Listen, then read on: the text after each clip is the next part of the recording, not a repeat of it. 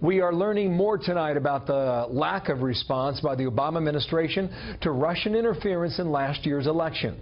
Chief Intelligence Correspondent Catherine Herridge tells us almost everyone agrees it was simply not enough. During the campaign's final weeks, the Obama administration issued a statement condemning Russia's election interference. Former diplomats told the Senate panel the response was not proportional. The American people, in my judgment, deserve to know what was happening clearly. You have to ring the village bell. And we should have had a more immediate response that was painful to the Russians.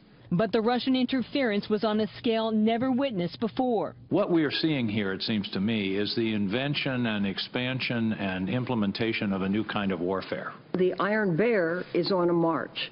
How do you stop that? Witnesses pointed to the French elections in May, where the government moved quickly and publicly after suspected Russian hackers targeted then-candidate Emmanuel Macron's campaign emails. The Europeans have learned lessons from what went wrong in our election.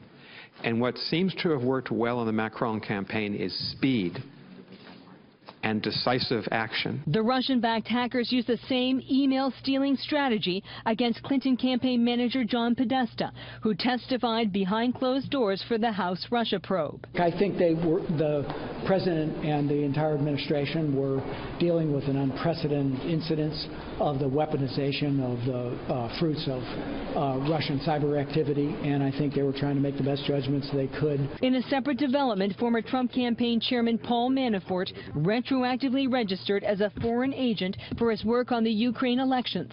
A spokesman said Manafort started the Justice Department process before the outcome of the election and well before any formal investigation of election interference began.